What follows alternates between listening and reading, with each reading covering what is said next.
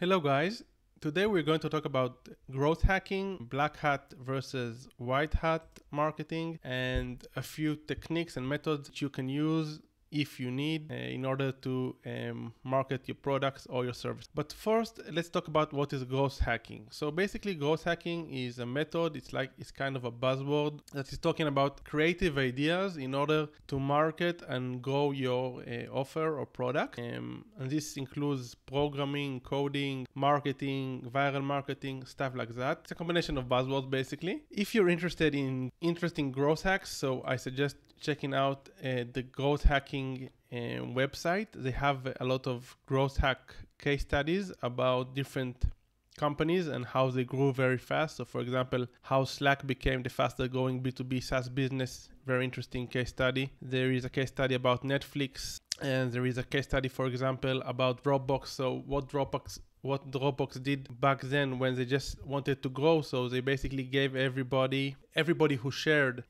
sent a Dropbox invitation to their friends, got extra gigabytes of storage to their own account, and this helped their referral marketing efforts. And this way Dropbox really grew in a very fast and significant way. One of the growth hacks they used is the fact that they scraped the email addresses of each user, so it was very easy to send a referral and an invitation to a friend of yours. So this was kind of a growth hack. Anyways, there are various methods to growth hack, and it's all about being more creative. And when we're talking about growth hacking, we need to mention white hat in opposing to black hat. So white hat marketing is whenever you do something that is compliant with the rules of the platform. And black hat marketing is whenever you try to manipulate the platform. So for example, Google has a lot of guidelines in regards to SEO and how SEO should be done, but many marketers, they try to exploit these rules, and they create black hat methods. So just a few examples of black hat methods that I aggregated before the video. So one is invisible text.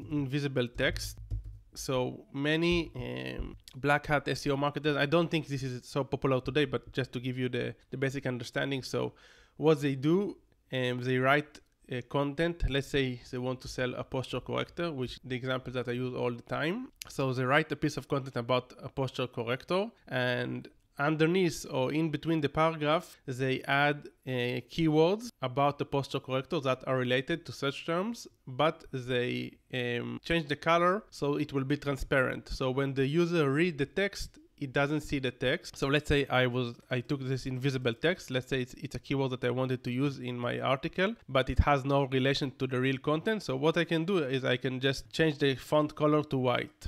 So this is what they used to do, the black hat marketers. Another example is keyword stuffing. So it's kind of similar. If you have keywords that you want to rank for, so you just take sentences and inject them into the text, even if it has no really coherent relation to the article. So just an example, let's say you want to sell a yellow rubber ducky. So this is an example I took from Google. Get a yellow rubber ducky for your children. A yellow rubber ducky is a charming toy. So buy a yellow rubber ducky today. With a yellow rubber ducky, you can have tons of yellow rubber ducky fun. So you can see it's obviously it's kind of funny. This is called keyword stuffing.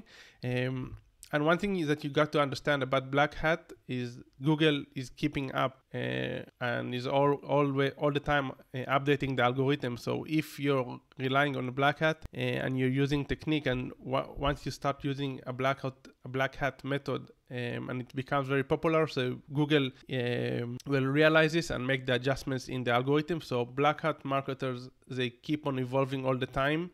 And they need to innovate all the time, and it's kind of a race between your methods and Google's team. So this is another option, keyword stuffing. There is another option of spam commenting. So in order to create backlinks or links that are driving traffic to your website, so many people just take a bot and they go and they leave comments in different forum threads or on different Facebook ads, sending traffic to mentioning their product and hoping that people will click on the link and go to their website.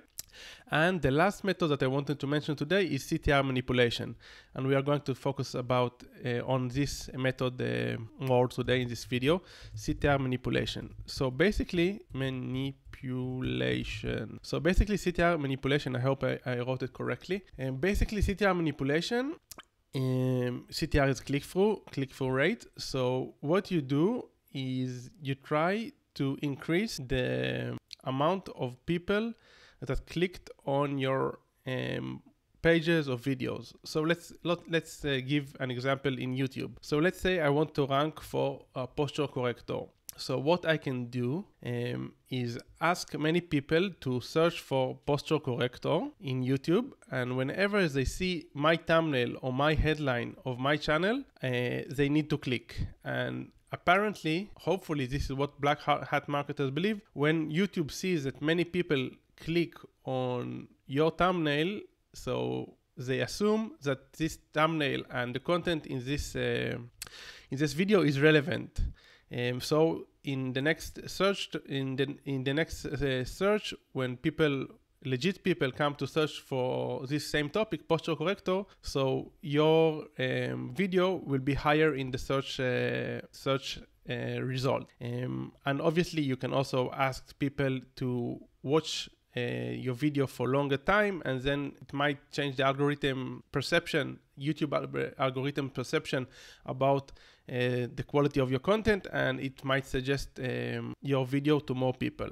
Okay, so this is Ctr manipulation. And what people are doing today, there are different platforms in which you can leverage workers in order to help you with your Ctr manipulation and black hat marketing. So one is Mechanical Turk, which is by Amazon, but I'm not going to focus on this today. Today I will focus, I'll show you a platform which is called Micro Workers. And this is the back end of the platform.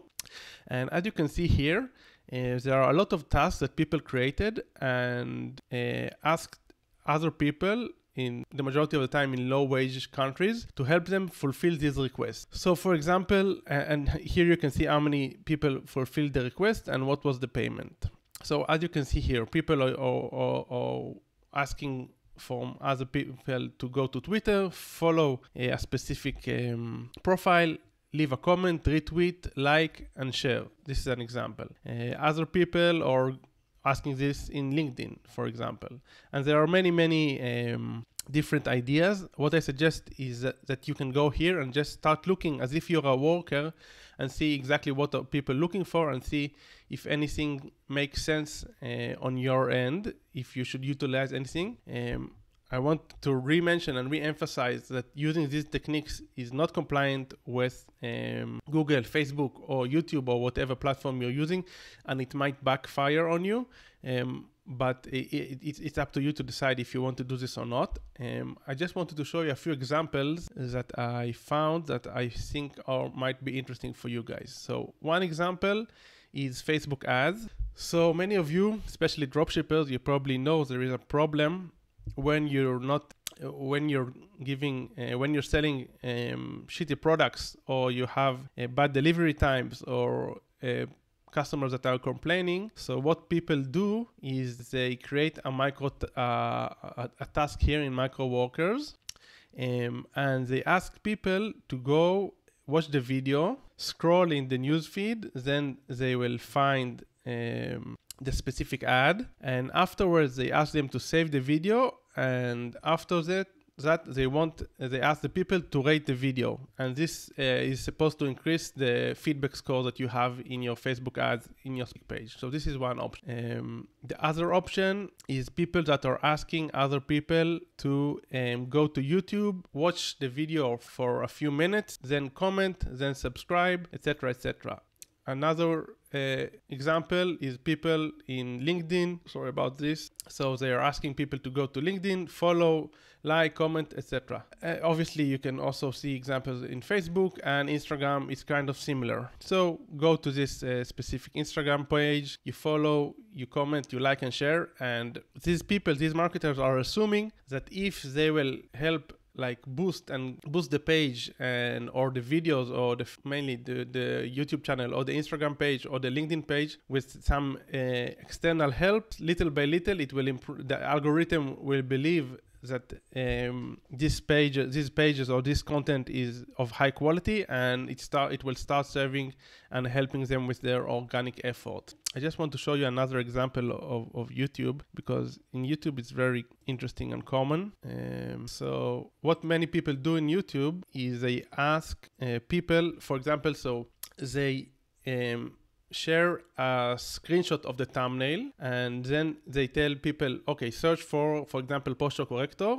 This is the thumbnail. Look for this thumbnail. Click the thumbnail. Watch till the end of the video. Then scroll back. Watch again to increase watch time. Then comment below with relevant content. And when the micro worker returns the task and needs to provide proof that he did this task, so what he's asked to do is also send a screenshot of the comment and his username, and they ask the micro worker a specific question regarding the content. So how many times did the word posture appear during the video, just to validate that this guy watched the video from the beginning to the end. Or another option which people are using, they are showing an emoji, let's say a smiling emoji, and then they are asking for a proof. When they're asking for proof, they are asking how many times did you see the emoji during the video. Let me see if I can see an example. Ctr YouTube. See? Okay, I don't have any example at the moment. As you can see, some people are asking for the IP. People are very creative over here.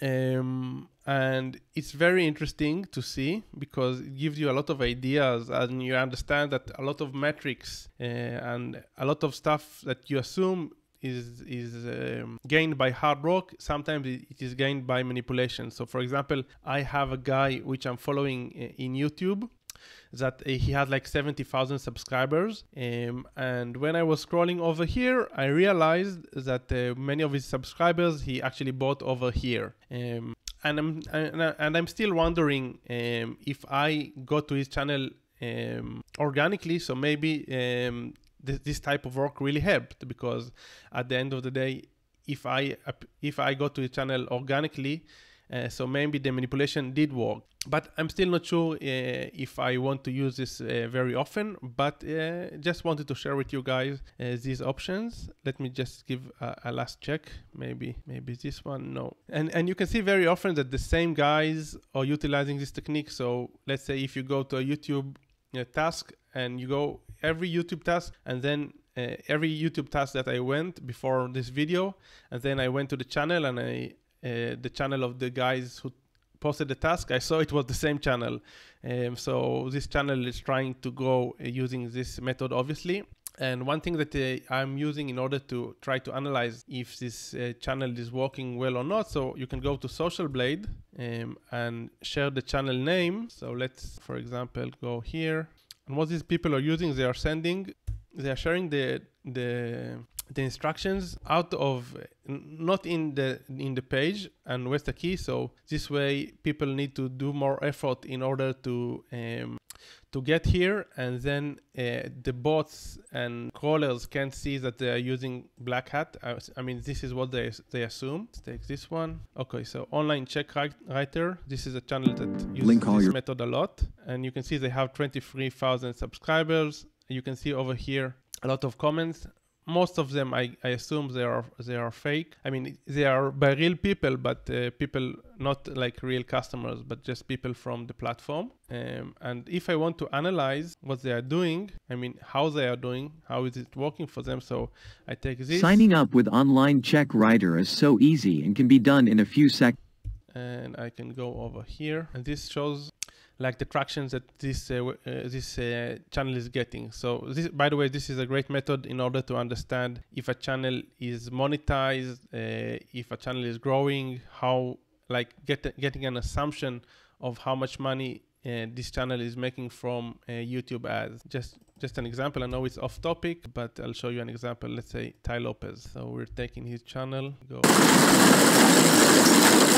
By the way, I love Ty's content. Okay, so you can see here, so the estimated monthly earning in his channel or between 46 to $400, and this is the estimated yearly earnings. Let's take someone else, Ctr Manny. She has a lot of followers and gaining a lot of traction. Ctr C.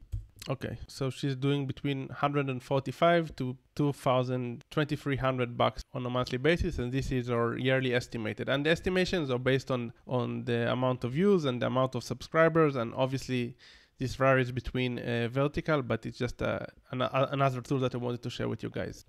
That's it, guys, for today. I hope this video wasn't too all over the show. I just wanted to share with you some black hat methods that you should consider using if necessary, just to give yourself a boost at the beginning of whatever you're trying to do. But please do this carefully and keep in mind that if you try to trick the platform or utilize loopholes, you will constantly need to innovate and reinvent yourself. Some people enjoy this, some people don't enjoy this, because whenever the platform closes down on you, it kind of sucks. So this is one thing to keep in mind. That's it. If you have any questions about the content that I shared with you today, please leave them in the comment section. Please like, comment, and subscribe to our channel. And if you have ideas for videos that you'd like me to create in the future, please feel free to leave them in the comments or even DM me in Facebook. Yep, that's it. Have a lovely rest of your day and take care. Bye bye, guys.